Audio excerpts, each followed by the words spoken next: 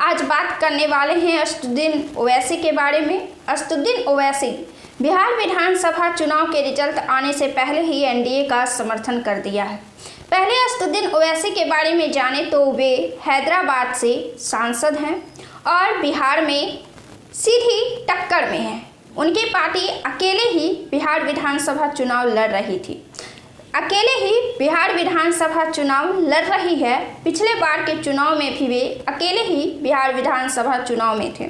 सीमांचल में उनकी पैठ मजबूत मानी जाती है। सीमांचल में मुस्लिम आबादी काफ़ी है। सीमांचल में 5 जिले आते हैं और इन 5 जिलों से 5 सीट असदुद्दीन ओवैसी ने पहली बार पिछले बार बिहार विधानसभा चुनाव में जीती थी और बिहार में काफ़ी धमाल मचाया था। उनका काफ़ी चर्चा हुआ था कि असदुद्दीन ओवैसी ने पहली बार में 5 सीटें जीत ली थी। हालांकि उनके 4 विधायक बाद में उनका साथ छोड़कर राजद में चले गए थे। इसके बाद से राजद और असदुद्दीन ओवैसी में काफ़ी तनाव का माहौल था, काफ़ी उतार चढ़ाव थे, कड़े बयानबाजी थी, नाराजगी थी। लेकिन जब इस बार का विधानसभा चुनाव हुआ तो शुरू में असदुद्दीन ओवैसी तो तेजस्वी और राष्ट्रीय जनता दल के खिलाफ में बोल रहे थे, लेकिन बात जब चुनाव की आई, जैसे जैसे चुनाव नज़दीक आने लगा तो एनडीए को शिकस्त देने के लिए असदुद्दीन ओवैसी ने महागठबंधन के साथ चुनाव लड़ने की पेशकश की, कई बार पेशकश की, लेकिन उन्हें बार बार असफलता हाथ लगी और इस असफलता से भी उन्हें चिढ़ मिली। दरअसल तेजस्वी यादव की पार्टी राष्ट्रीय जनता दल ने असदुद्दीन ओवैसी की पार्टी AIMIM की यह पेशकश मानने से इनकार कर दिया और ऐसे में असदुद्दीन ओवैसी को बिहार में अकेले ही चुनाव लड़ना पड़ा। लेकिन अब असदुद्दीन ओवैसी ने बिहार विधानसभा चुनाव के रिजल्ट आने से पहले मीडिया कर्मियों से बात करते हुए ऐसा बयान दिया है जिससे उनका बयान एनडीए के फेवर में जाता है और महागठबंधन के खिलाफ में जाता है।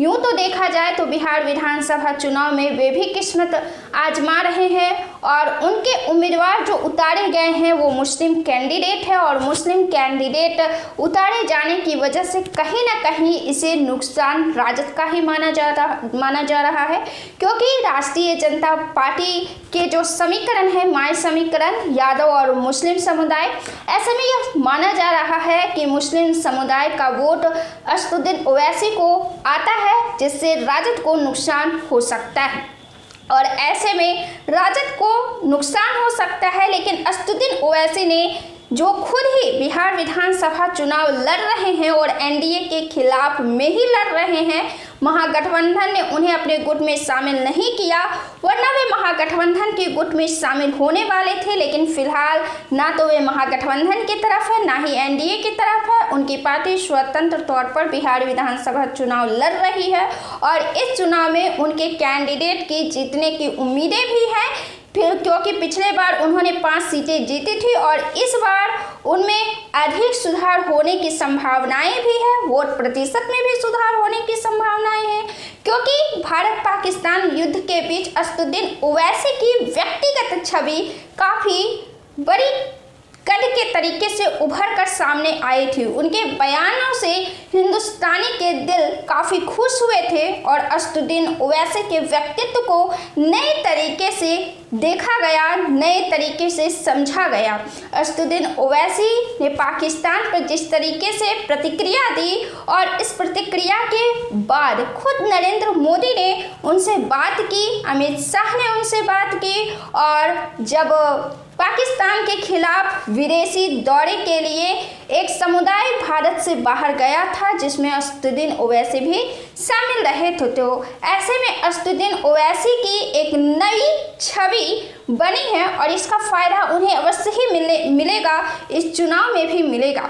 लेकिन चुनाव के पहले उनसे जब मीडिया कर्मियों ने सवाल किया कि आखिर बिहार में जीत किसकी होगी, तो उन्होंने साफ तौर पर यह कहा कि एनडीए को शिकस्त देना इतना आसान नहीं है।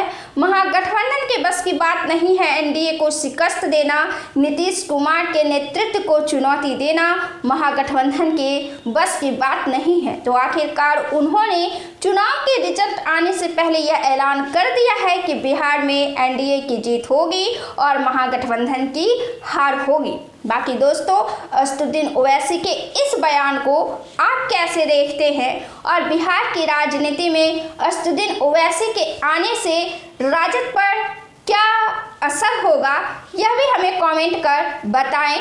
हालांकि आपको बता दें कि ओवैसी को बीजेपी की बी टीम के तौर पर महागठबंधन की तरफ से देखा जाता है, जिस पर असदुद्दीन ओवैसी भी काफ़ी आलोचना कर चुके हैं, नाराजगी जाहिर कर चुके हैं, कड़े बयान भी दे चुके हैं। लेकिन चुनाव के पहले उन्होंने यह स्वीकार कर लिया है कि बिहार में एनडीए की सरकार बनेगी, जबकि अभी दूसरे चरण की वोटिंग होनी शेष है। इससे पहले ही असदुद्दीन ओवैसी ने अपनी राय जाहिर कर दी है। तो इस वीडियो में दोस्तों इतना ही।